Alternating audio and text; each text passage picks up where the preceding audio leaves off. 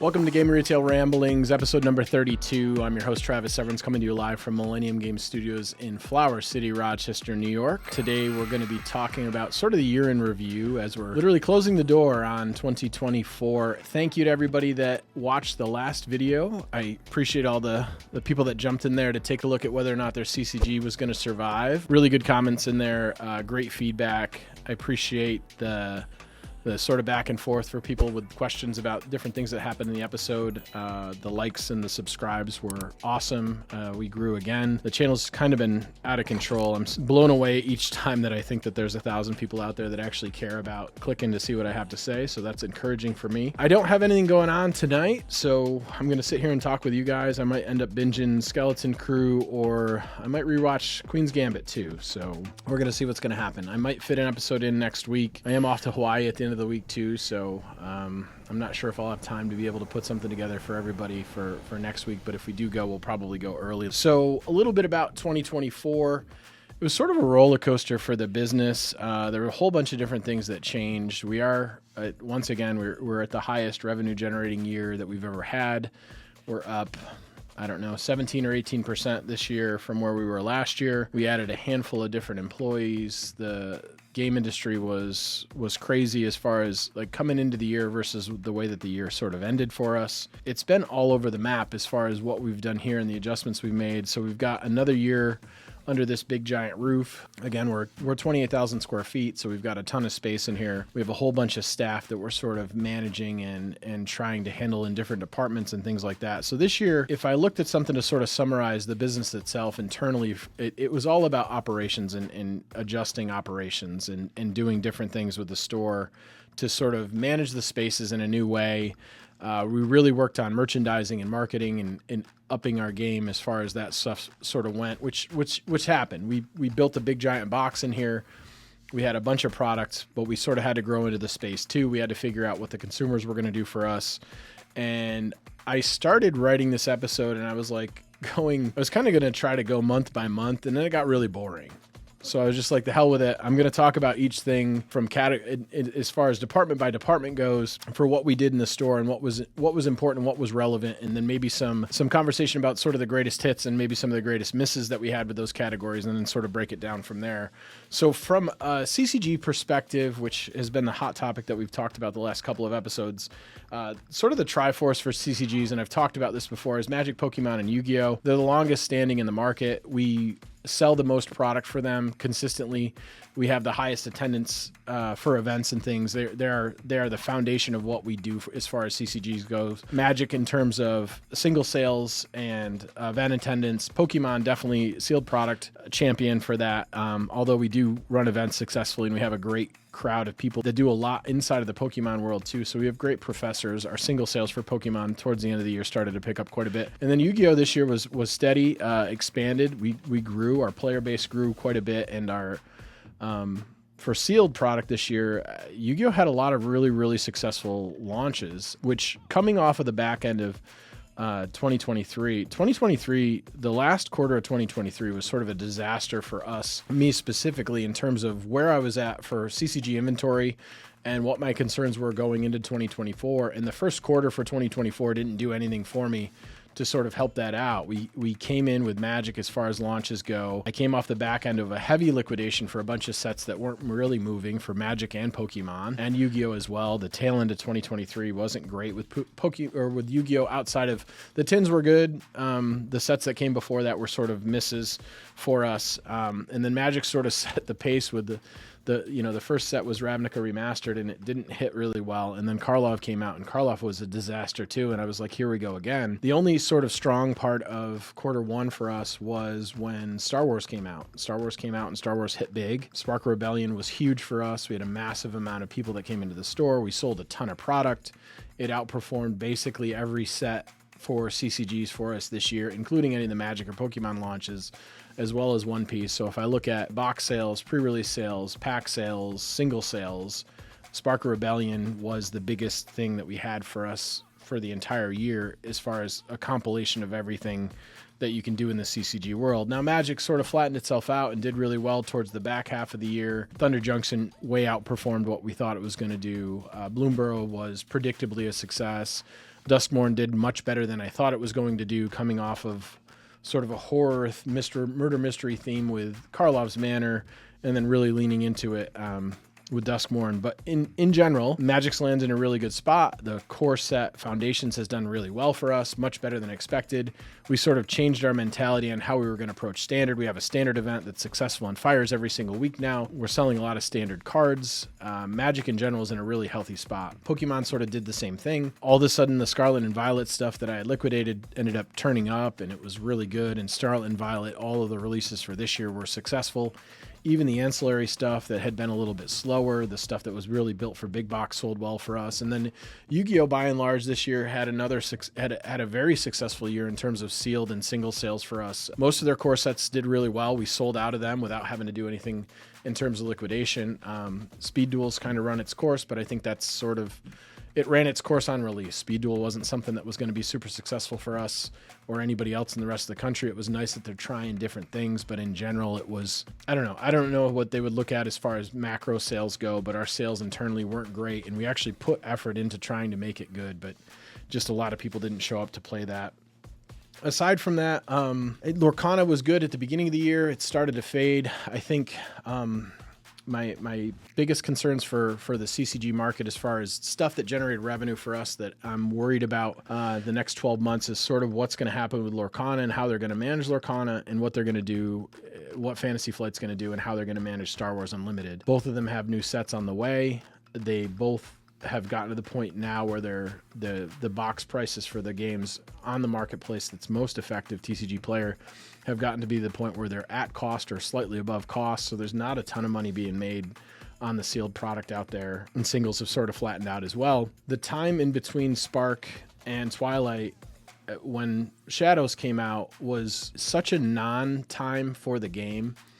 The meta didn't change very much because Boba was still Boba, and the strength level of the Shadows cards were not significant enough to really create a lot of new deck opportunities there.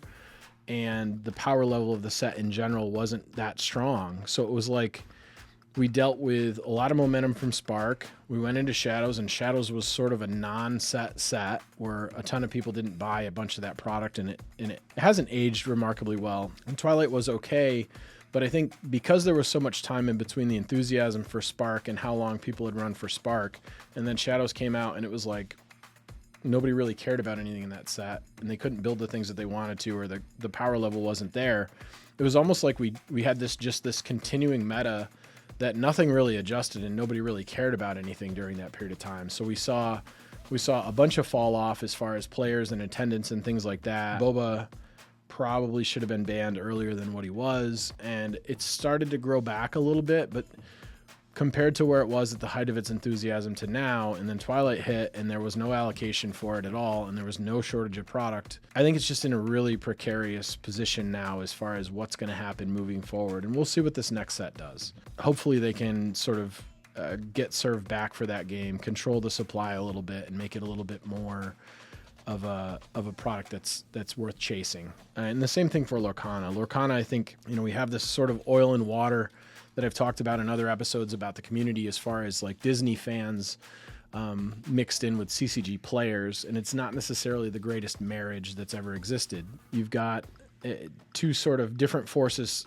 kind of on the table across from each other with different expectations about what the experience is going to be, and I'm not sure that the local game store in most cases was equipped to deal with what the paradox between what those two consumers were looking for was going to be. So we'll see what's going to happen with Lorcana. Flesh and Blood for us was steady. I said before that it sort of plateaued. Looking at our sales numbers, it had plateaued. There was an amount of strategy that I wasn't looking at as far as that line goes in terms of understanding what they were doing inside of the sets to be able to deal with some of the making sets in a way where they were really good in limited and they weren't so good for constructed when it came to other classes and different things like that. I've put my head into that a little bit more. What I will say is if I look at the roadmap for what Flesh and Blood has for organized play moving forward, I'd say of all the games on the market currently, Flesh and Blood by far leads in terms of what they're offering for an organized play experience, a tournament experience, aspirational play, that sort of thing. They are ahead of outpacing Magic. They are outpacing Pokemon. They are outpacing Yu-Gi-Oh! They are outpacing anybody in terms of having the information out to the consumers, having a robust system that people can engage with, having a whole bunch of different places and locations to be able to play the game. They just kill everybody when it comes to that sort of thing. And I'm encouraged by the gem packs that they're going to release for league play coming up pretty soon for locals. We'll see. I'm a little bit concerned about the way that their release schedule is. It looks like they've got a booster set coming out relatively soon in the next couple of weeks with the Hunted, but then it looks like there isn't a booster set coming out for 6 months. Now there's a bunch of Armory decks that are peppered in there, but they had initially had a subset that they sort of kicked back towards the end of the year. So 6 months in between booster sets feels like a long time for me as far as metas go and things like that, which the second set that they haven't announced yet will be coming out just before Nationals, which is sort of exciting. So we'll see. I've repositioned myself and my feeling on Flesh and Blood, and we're going to engage with it in a little bit different way going into the new year based on some of the adjustments that they've made with OP. As far as stuff that's going off the shelf, Shadowverse, we'll see what's going to happen with that. Weiss, we'll see what's going to happen with that. Dragon Ball and Weiss are basically gone. UVS and Digimon was steady for us. So we're going to do a wait and see. But I think this year is going to be sort of a lot of sorting when it comes to different stuff that's happening in the CCG space. There's a ton of CCGs. We talked about how many CCGs there are. Gundam's going to come out. I'm sure set 1's going to do really, really well, but we'll see what happens with set 2. One Piece is obviously still insane. That's the other one that's been massive this year. As far as best dollar to investment, One Piece definitely led in terms of every dollar that I put into that. The return was better than everything else, anybody else's dollar, in terms of profit return on that dollar spent. Volume, Magic, and Pokemon and Yu-Gi-Oh! Certainly outpaced One Piece, but as far as dollar sent to profit return, One Piece was definitely far and away the lead as far as that goes. So we'll continue to have those games. Another thing to sort of just put out there is there was an announcement a couple of weeks ago that MetaZoo was coming back. What? Which was a game that we did okay on, which was sort of a strange game, and I wasn't real enthused with it. It looks like the team that's bringing it back, though, has Staff Elias and Richard Garfield and a handful of other people that have solid TCG experience. I'm not going to say it's going to set the world on fire.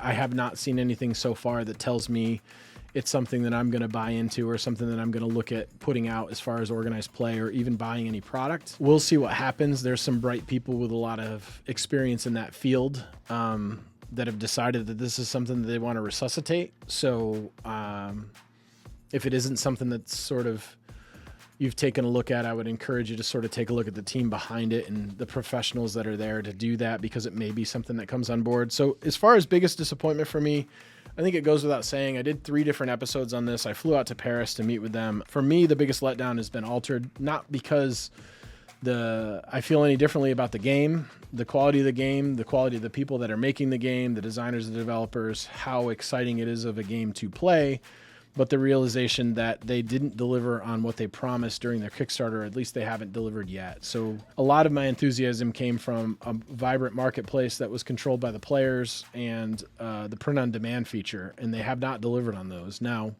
they announced that they're having betas for both of those, so we'll see what happens, and we'll see how long it goes to sort of get those things up and going. And maybe in this particular instance, they flew a little too close to the sun as far as what the game could be or would be. Both of those things are innovative. To be able to pull off one or the other of them would have been exceptional, and it was part of the reason why I had the enthusiasm that I had for the game in the marketplace in general. Those are 2 things that were going to be brand new and things that we were going to be able to embrace and stuff, and a lot of retailers put a good amount of money and a good amount of effort and a good amount of time into thinking about what that world would look like, and they haven't been able to deliver on it yet. So as far as my biggest letdown for the year goes, it's certainly the money that I invested, the time that I spent, how much I talked about, and how much effort we put into Altered, and Altered as a team has not been able to deliver any of that thus far. They haven't been able to deliver what the full picture of what they tried to sell on the crowdfunding campaign. So I'm going to wait and see. That said, sales of the Kickstarter boxes have been pretty good. We've done really well with that. The core boxes, the regular boxes themselves, have not performed at all, despite the difference in price for those 2 things. So we'll see, but it's really hard for them to be able to get, aside from the app issues that it had initially, and for them to be able to get people on board for that game, not having the marketplace, not having the print on demand, regardless of what's happening on Board Game Arena, you're basically turning a paper game into a digitized game at that part if you're going to lean into that. So that's certainly my biggest concern, and we'll see what happens moving forward.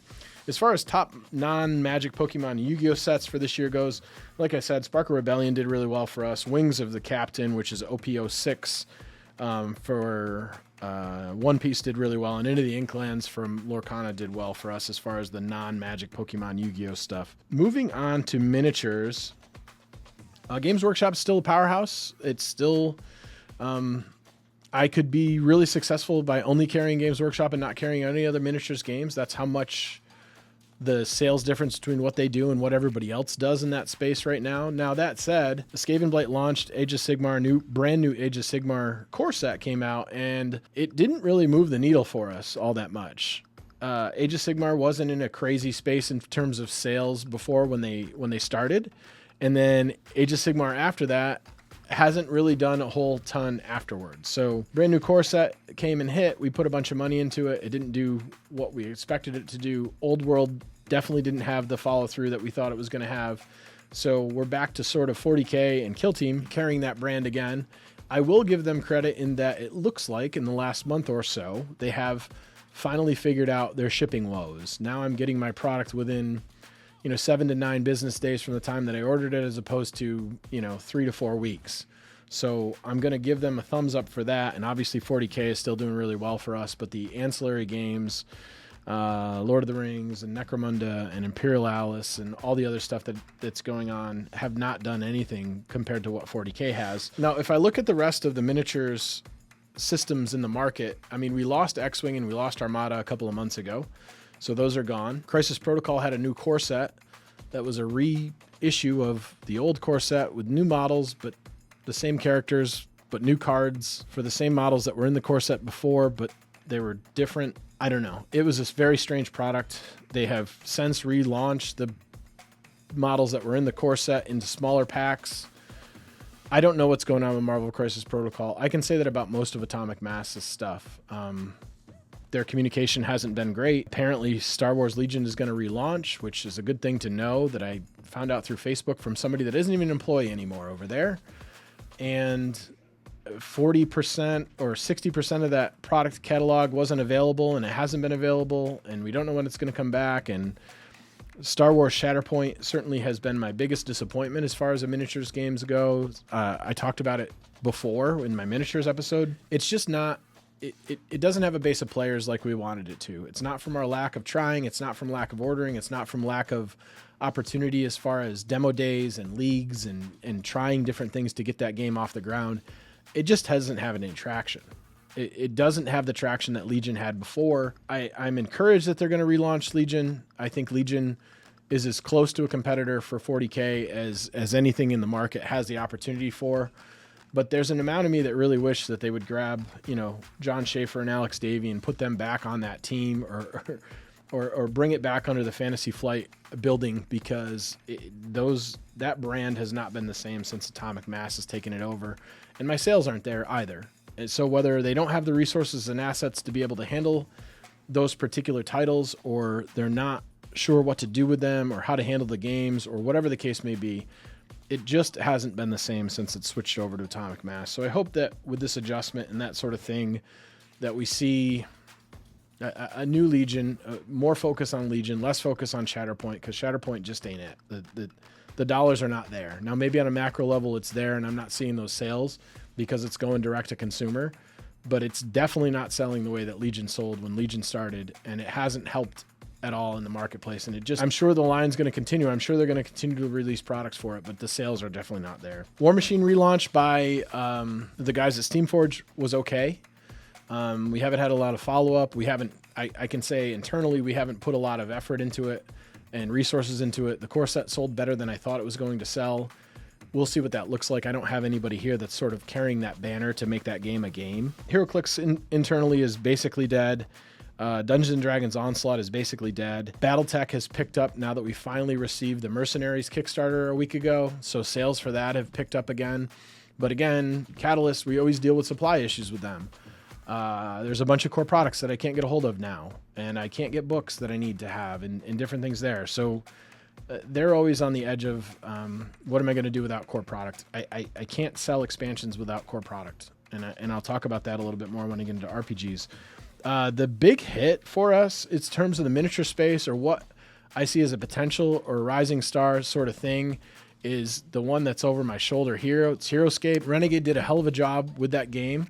They launched it really successfully at Gen Con. Our sales for it have been crazy. We've got an active community that's playing here. Organized play is ready to go. They have an easy organized play path. It's an easy sign-up thing for retail. Sales have been above what I thought they were going to be. There's a restock of that stuff that's come into distribution because they sold so well. The expansion products for them have done really well. So as far as bringing a game to market, being able to launch it, having enthusiasm, having a player base that's there and ready to go, HeroScape's done a really good job. So I'm encouraged by what they're doing in the miniature space. Now, do I realistically think that they're ever going to compete with anything like Games Workshop? Not even close, right? It's just not.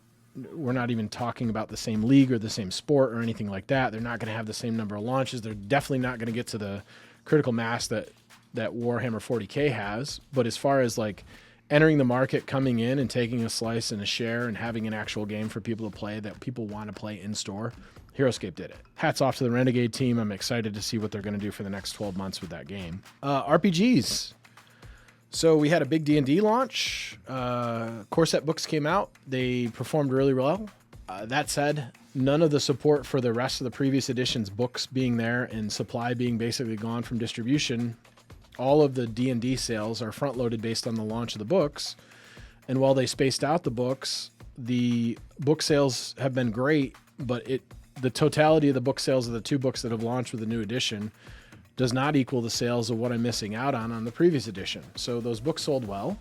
They sold above average. They sold more than what I thought they were going to sell. But it doesn't make up for not having the line of books that I was selling before. Now, that may not be the case for all retailers, and I understand that. But in terms of what I've gotten from this new release, it isn't what I had before. So it feels like a loss for us. Now, I'm encouraged by the sales of that new edition, and that line will get fleshed out more, but I don't see anything in the future to look forward to because I don't think they've launched or looked at a lot of product announcements for that. This year really for us was sort of the year of the zine or the solo RPG or GM-less systems. I ordered a ton more from Indie Press Revolution than I've ever ordered in my entire life. It's like 2 times what I ordered last year. It might have been last year and the year before combined. I'm still over that. Games like Mothership, Morkborg, Eat the Reich, a handful of games sort of came out of nowhere, and our diversity for product line has helped us out a lot this year. Pathfinder did really well. It's nice and steady. Mid-level RPGs sold okay. So when I talk about that, I'm talking about things like the stuff from Cubicle 7. I'm talking about Mongoose. I'm talking about Traveler. I'm talking about all those things. Cyberpunk, Shadowrun, that sort of thing. But again, doesn't matter how big your line is. If you don't have core product, I cannot recruit players. I cannot get players into the game. So please, Modiphius, Free League, Catalyst, look at your core products and your starter boxes, and before you press go on 3 to 4 to 5 to 6 to 18 different expansion books, make sure that the starter sets and the core products are going to be in stock consistently, because none of those products matter if I don't have the other ones. I cannot sell them on my rack. It just sucks. So core products are still important. I still need them. This year for hits that we had in the indie space, One Shot Wonder, Eat the Reich, Mothership Core, Rise of the Drow, Yazeba's Bed and Breakfast, Mouse Ritter, The Zone, and Notorious all crushed for us. All of those games sold very, very well. Some of them outpaced some of the D&D stuff. So the role-playing space is wide open right now. It's the creators there are really excited and enthusiastic. We can sell all kinds of different things to all kinds of different people. I think there's a real renaissance that's happening in the independent part of the role-playing world, where there's just a lot going on there, where we're getting a lot of sales from that, and it's an easy thing to sort of lean into. Moving into board games. Board games are a really hard category to retail right now. They take up a massive amount of space. There are so many different places to get information from that we're completely bombarded by content creators, by news outlets, by publishers, through emails and different things. And the space is so split up right now that it's a really, really challenging thing to try to make money on, even with a lot of space. I have no idea how smaller retailers are managing selling board games right now, because the board game community is split up in such a way where it sort of reminds me of what I'm dealing with the number of streaming services that are out there and available. I can get together with 5 to 10 of my really good friends, and we could sit down and we can discuss original programming and what's exciting to watch on TV for us right now. And they all could be watching stuff that's completely different from mine, and they're completely entertained with what that is. But there's no crossover that's occurring. There's no sharing, because it's Netflix and Paramount and Disney Plus and Amazon and Hulu and Triller and whatever else is coming down the pipe. We're all watching things and we're all entertained, and HBO Max, but nobody's watching the same stuff. So we're not having these relational conversations like we had before. The same thing's happening in the board game world, right?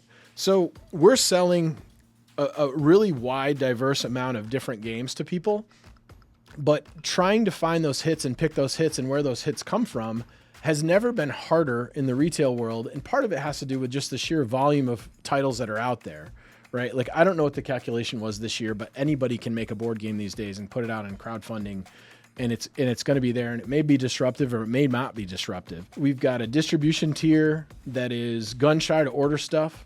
We've got direct selling that we're dealing with on the publisher side of things. So we've got publishers that are sort of arranged in this way where they're selling to like 4 channels now, which makes the brick and mortar dollar even more difficult to try to gain. So they've got their direct to consumer channels. All of them have websites now. So all of them are selling some amount of games through their websites. They've got their distribution channel that they're selling into. They've got their Amazon FBA channel that they're selling into. And then they may or may not have a mass market channel that they're selling into as well. And there's potentially a 5th channel, which is a direct-to-retail channel where there's supply that's just all over the place. Distribution isn't a reliable place to get stuff from. Direct isn't a reliable place to get stuff from. There have been times this year where I've ordered product from Amazon because it was cheaper than what I could get it from distribution and direct to stock my shelves. That is a crazy world that we're in at this point, that we've been so commoditized with that category that it doesn't make sense for me to order directly from a publisher, because I can get it from a third-party online seller cheaper than what I can get it from a publisher. And we're not talking about a small publisher. We're talking about one of the biggest publishers in the entire industry. When you talk about trying to make money with board games and how much space they take up, how much work goes into training your staff and educating them on what the hits are, combing crowdfunding for crowdfunding opportunities, and dealing with the reality of the lack of reliability of when those products are going to land and how you're going to manage that stuff when it comes in. We can create very robust calendars that have events that are specifically geared towards board gamers, but the unpredictability of when Quartermaster or Bridge or anybody else is going to land a particular Kickstarter product, they land on top of each other. And it's like, what do I feature now? It's product fatigue to the nth degree. And when we're talking about the amount of different areas of competition that we have to deal with for trying to sell these things, I promise you retailers are always going to default to whatever's the easiest thing to do, right? Selling packs of Magic and Pokemon right now are brainless transactions for us. We put them on the shelf.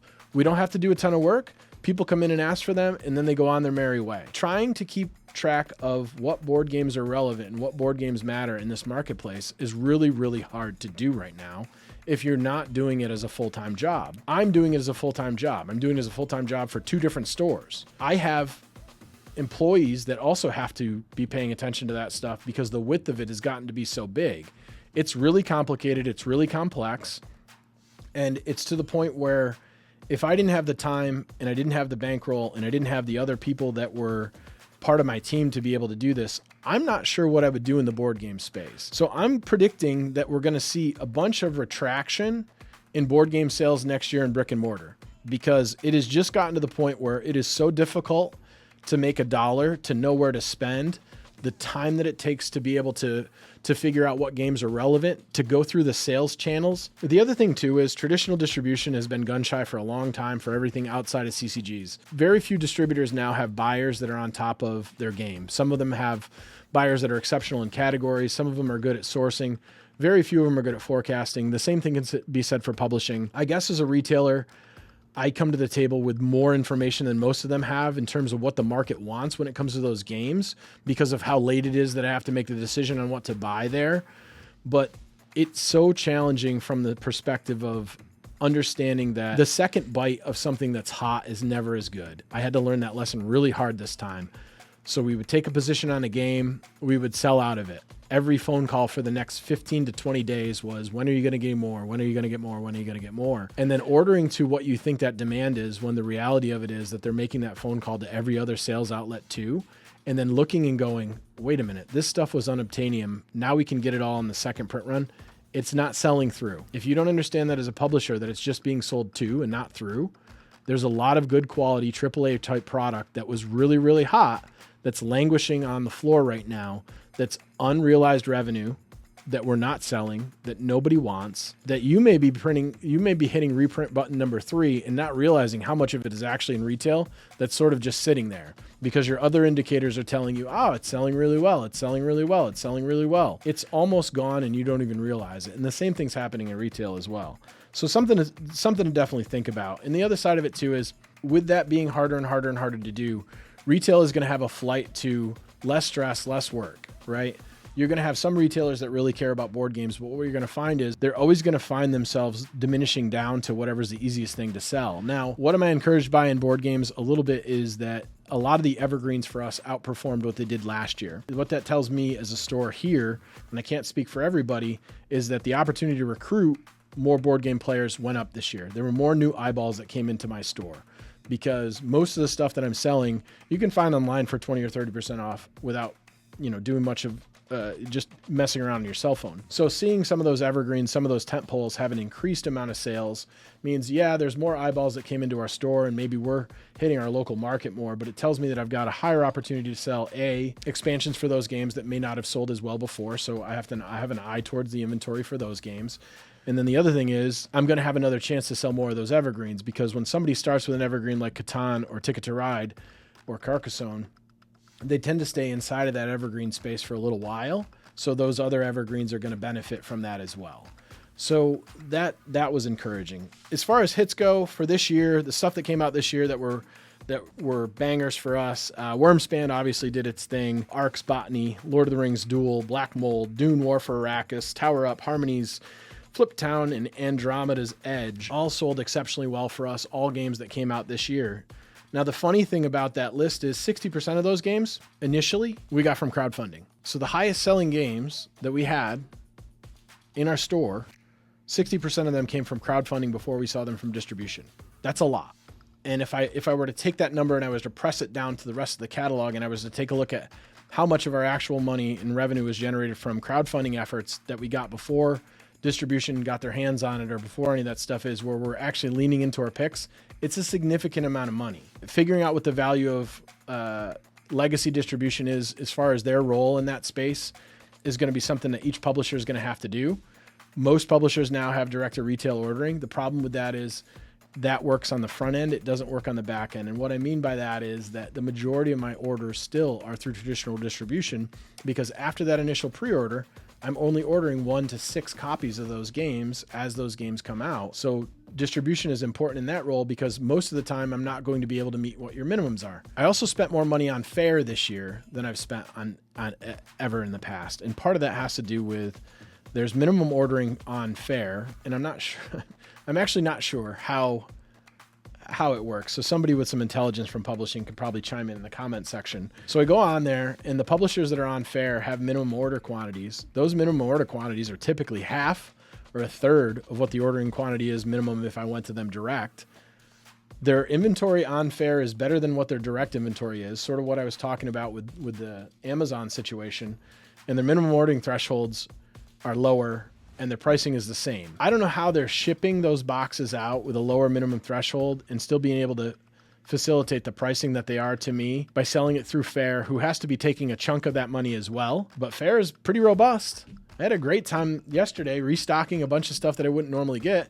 It allows me to do things like order stuff from Simon & Schuster without having a Simon & Schuster account specifically. Worldwise Imports had much better inventory on that than they did in their own direct site. So I was able to order a bunch of chess sets and classic games and tarot decks and a bunch of gaming adjacent stuff that I haven't been able to do in a long time. Now, what have I learned in the past is that the Fair ride is probably over, right? So if I'm noticing this and other retailers are noticing this, we've probably got about 12 months before they go in there and jack that system up in some way where it's not user-friendly for us anymore, because this is just what happens with the disintermediation of all these platforms. We just get edged out by, an additional 5 margin points, or our shipping goes up, or there's some other cost to use the platform. For right now, Fair has been just as good a distributor as my 4th best traditional legacy distributor this year in terms of getting me product. So I would predict that you're going to see a lot more work that happens on Fair than before in the past.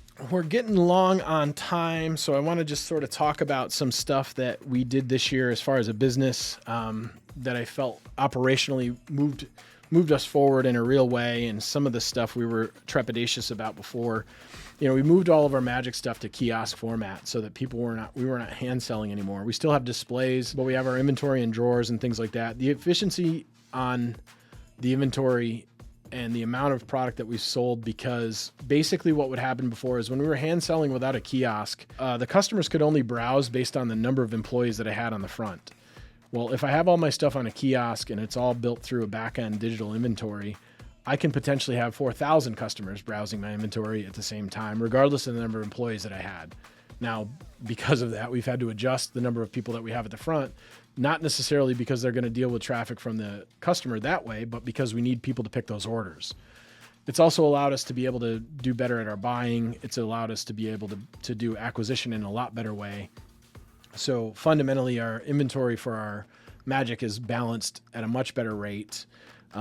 We've started doing that with other games. So a big push for next year is for us to get all of the rest of the card games that we have on the kiosk instead of hand selling them through drawers and displays at the front, where I need to have somebody with expertise to be able to do that. It's made the customer experience much better. So we're going to be gas pedaling that to get more of that stuff going. We promoted a general manager. I probably should have done that at 20 employees instead of 46 or 47 employees. We put an org chart together. We have an HR firm now. We have employee insurance. So we moved operationally into a definitely a more corporatized format. I don't love everything that comes with that. There's a lot of redundancies there. There's inefficiencies that come with that, but having a structure and having that sort of thing in place is something that I needed to do, the business needed to do in order to move forward. It's not the way that I'm accustomed to doing things, so I've had to adapt and make adjustments, but it's certainly the place that we needed to go. We did a lot more 3D printing this year, tokens and other different opportunities. So as an example, when Star Wars Unlimited Gamegenic was out of all of their SWU tokens,